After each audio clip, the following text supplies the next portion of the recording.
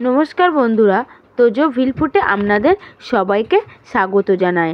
আজ ফুটন্ত দুধে কাঁচা পেঁপে দিয়ে এমন একটা রেসিপি বানিয়ে দেখাবো যার স্বাদ হবে অমৃতের সমান।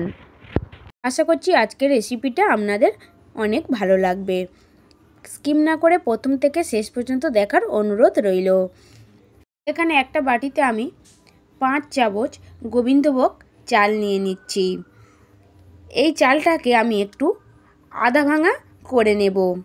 আমি এখানে শিলনোড়াতে একটু আধা ভাঙা করে নেব, আপনারা চাইলে মিক্সিতে হালকা করে ঘুরিয়ে একটু আধা ভাঙা করে নিতে পারেন। দেখুন আমি চালটা আধা ভাঙা করে নিয়েছি। এখন একটা পেঁপে নিয়েছি, কাঁচা পেঁপে, এটাকে আমি খোলা ছাড়িয়ে নিয়েছি ভালো করে। দেখুন এখন এই পেঁপের মাঝখানে যে বিচির অংশটা আছে আমি একটা চামচের সাহায্যে ভালো করে পরিষ্কার করে নেব।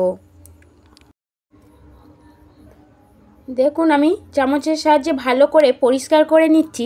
সবগুলো একইভাবে আমি পরিষ্কার করে নেব। দেখুন একদম ভালোভাবে পরিষ্কার হয়ে গেছে। এখন একইভাবে আমি সবগুলো পরিষ্কার করে নিয়েছি। এখন একটা গ্রেটারের সাহায্যে এই পেঁপেগুলোকে আমি গ্রেট করে নিচ্ছি। এই রেসিপিটা ভীষণ মজার হয়, আপনারা বাড়িতে একবার এইভাবে বানিয়ে দেখবেন। দেখুন আমার সবগুলো গ্রেট করা হয়ে গেছে। এখন আমি গ্যাসে একটা কড়াই বসিয়ে দিয়েছি, দিয়ে এর মধ্যে দিয়ে দিচ্ছি 1 চামচ ঘি।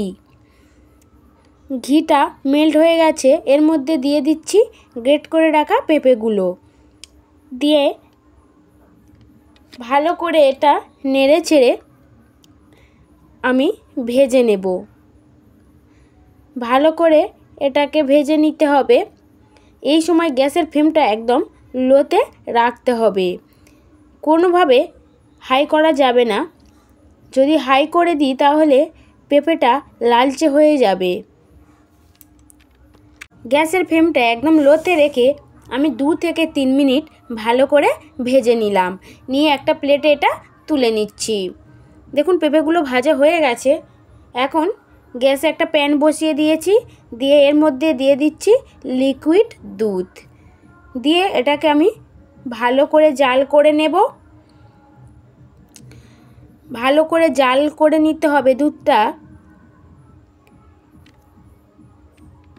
এখন এর মধ্যে দিয়ে দেব 2টো এলাচ। এলাচের মুখটা ফাটিয়ে আমি এখানে দিয়ে দিচ্ছি।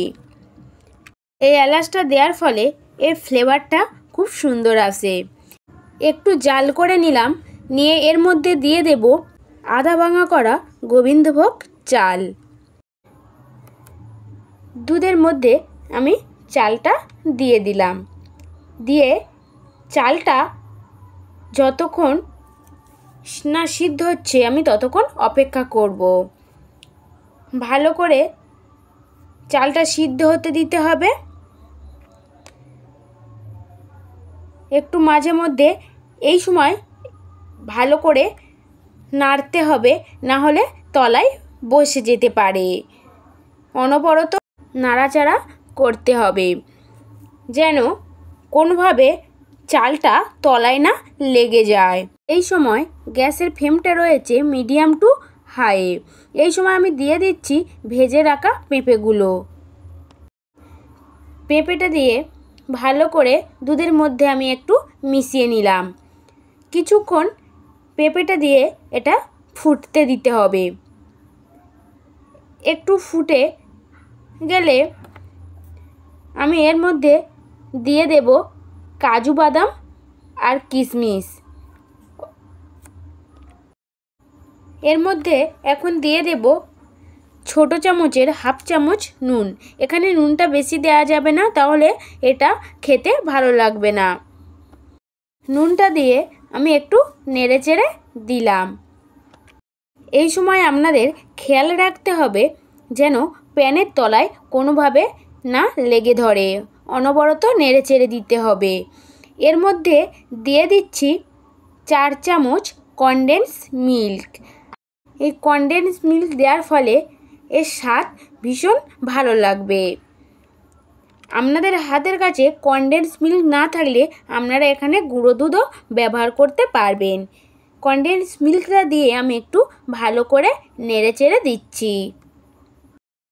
গ্যাসের ফ্লেমটা মিডিয়ামে রয়েছে।